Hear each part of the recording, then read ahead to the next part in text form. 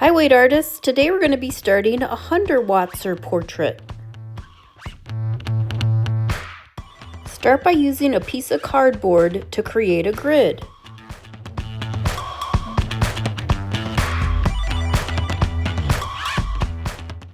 First, I'm creating the vertical lines.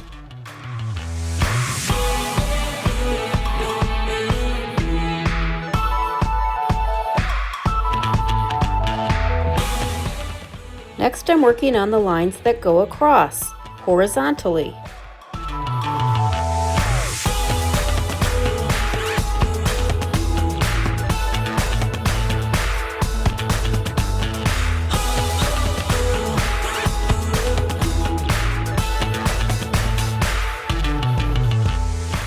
Now it's time to paint.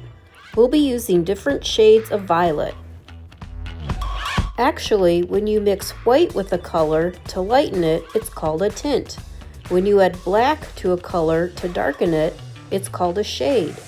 And when you add gray to a color, that's called a tone.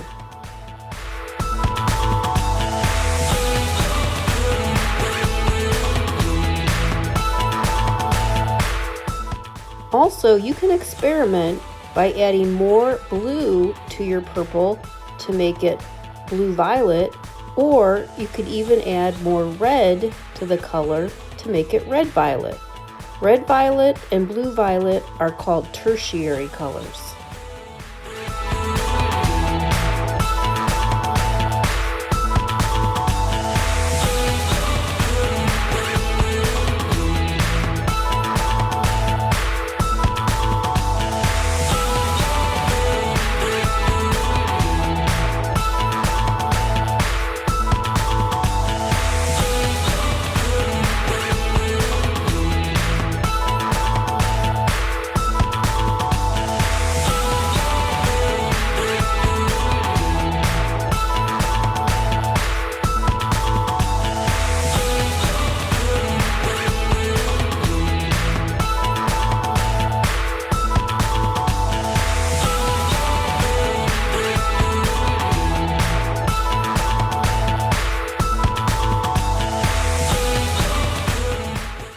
Now I have 3 more boxes to go.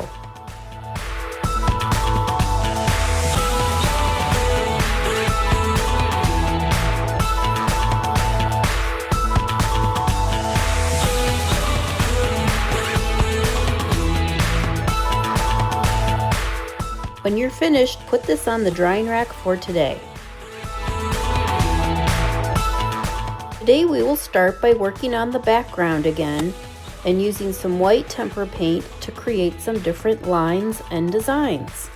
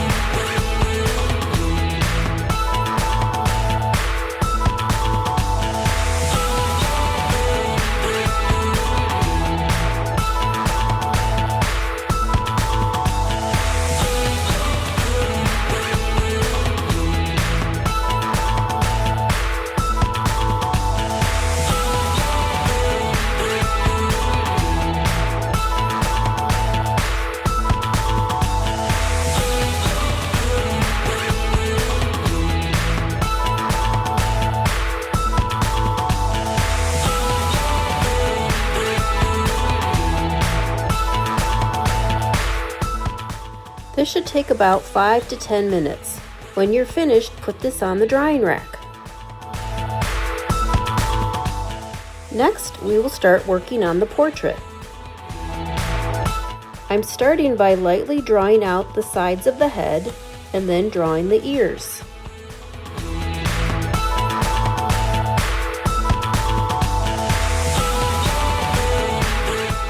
Then draw a large football shape for the eye.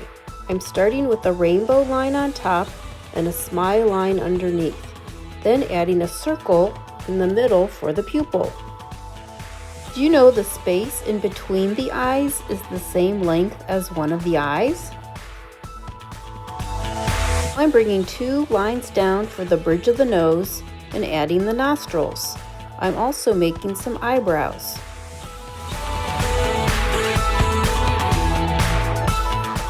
I'm glad I drew lightly because I feel like I need to make the eyes a little bit bigger.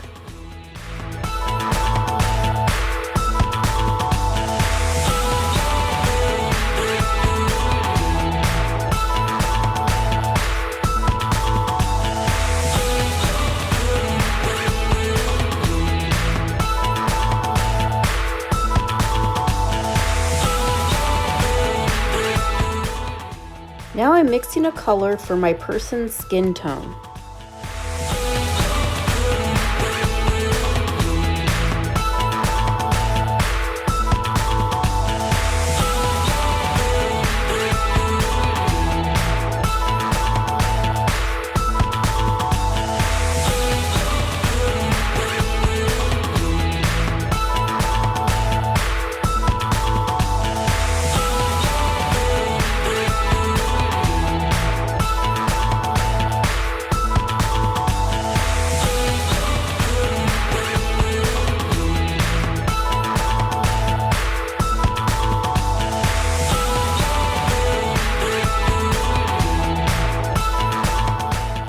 Next, pick a color for the person's iris.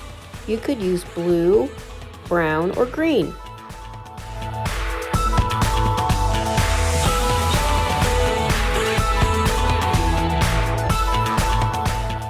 When you're finished with this step, you are done for today, so you can put it on the drying rack. Today we are going to add the details. I'm just lightly sketching in the lines so I know where I'm going to be painting.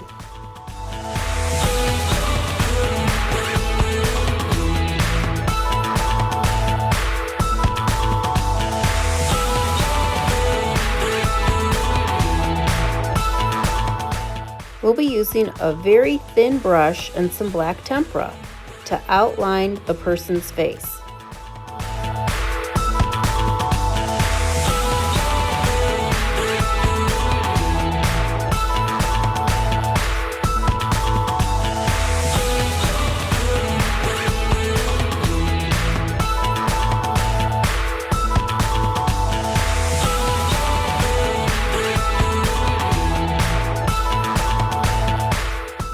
I'm also using black to add the little black dot in the middle of the eye called the pupil.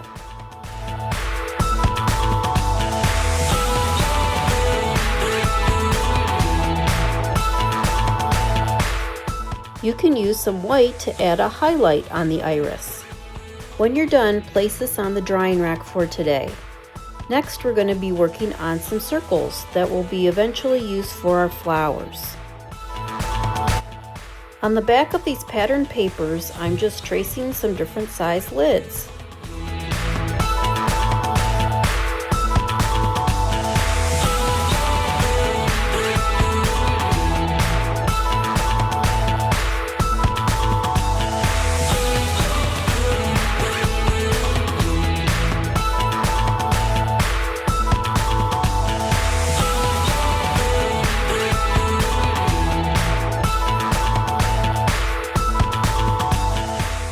Now it's time to cut these out.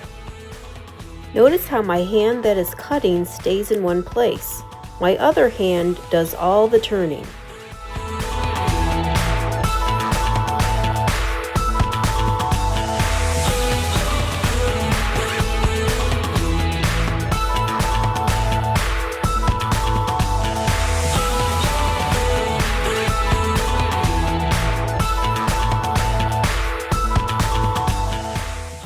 When you're finished, we'll be saving these in a baggie for next time.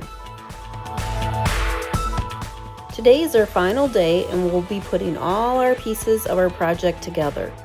First, start by cutting out the face.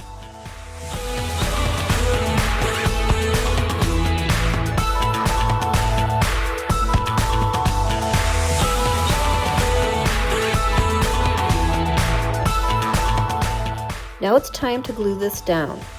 Please be sure not to put any glue along the top. You'll see why later.